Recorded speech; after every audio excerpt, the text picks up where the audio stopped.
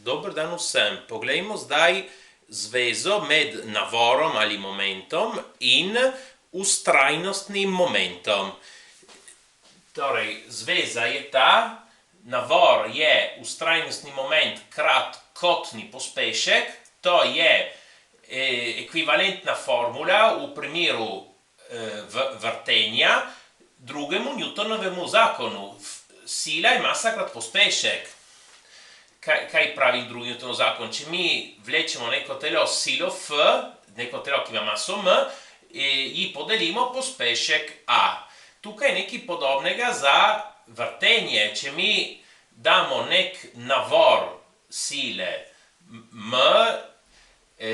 telesu, telo se bo začelo gibati s kotnim pospeškom alfa. In to je odvisno od tega vztrajnostnega momenta. Kaj ta pove?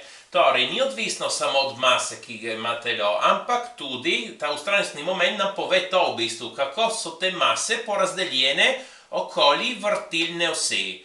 Tisto je pomembno, ker učinek bo drugačen, če so drugačno razporejene okoli vrtilne osi.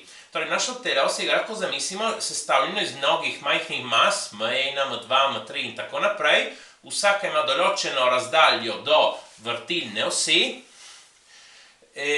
in definiramo kot vztrajnostni moment ene od teh mas, tista masa krat njena razdalja od osi na drugo, M1 rojena na drugo. Tako za vse ostale mase, če vse to seštejemo, dobimo vztrajnostni moment celega telesa.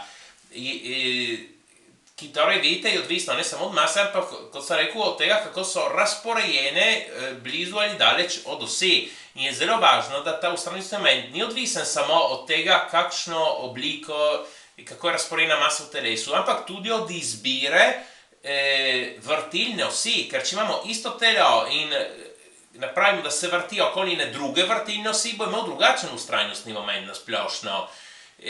Ker kot vidite, vse te razdalje so do te osi. Torej, na splošno ni lahko izračunati vztrajnostni moment enega telesa. Lahko dobite ene tabele, kjer najdete za razne telesa, kolikšen je vztrajnostni moment. Ampak v kakšnem primeru je precej enostavno to videti. Naprimer, v primeru ene valjaste lupine, kot ena cev recimo, ki tukaj je tanka. Zakaj je lahko? Ker vse te mase imajo isto razdaljo od vrtilne osi. Jasno, če vzamemo to vrtilno os, ne takšno ali drugačno. Vse te mase imajo razdaljo R velik in torej damo, vse so pomnožene z R velik na drugo, ki ga lahko izpostavimo in tukaj vsoto vseh mas je celotna masa. In torej v tem primeru je lahko razumeti, kolikšen je vztrajnostni moment. To je enakovredno, lahko tudi ta višina je manjša in imamo nekako nek obroč. To je enak primer kot ta, se dobi na isti način, samo da višina tukaj je manjša.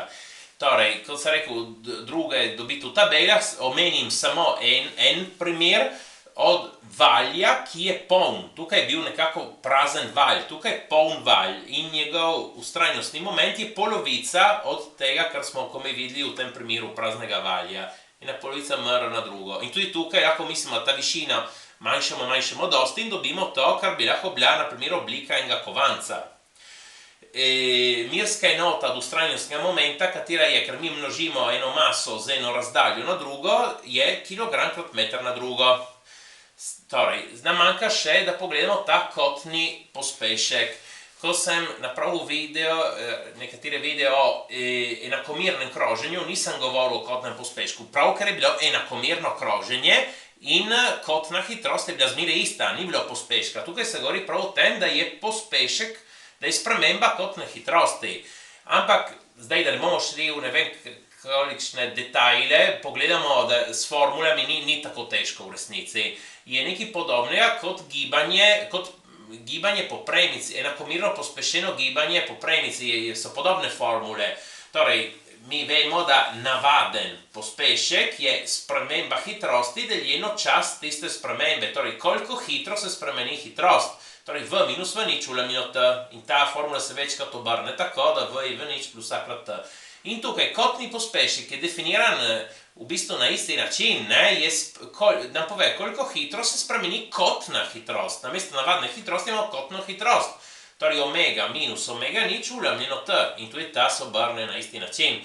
Sedaj, mirska enota navadnega pospeška je meter na sekundo, kar večkrat pišemo kot meter na sekundo na drugo. Za kotni pospešek pa bo, mirska enota kotne hitrosti je radian na sekundo, torej radian na sekundo, ker lahko pišemo kot radian na sekundo na drugo, ker radian je adimenzionalna enota, večkrat to se spušča in se napiše ena uljamljeno sekunda na drugo. Imamo tudi eno formulo, ki je enakovredna formuli za pot pri enakomerno pospešenem gibanju, ki je bila v nič krat s pot, v nič krat t plus ena polovica a t na drugo. In tukaj namesto poti imamo kot, ker ko se vrti, opravi nek kot. Kot je omega nič krat t plus ena polovica alfa t na drugo. Tako. Prosim, všečkajte in upišite se. Hvala.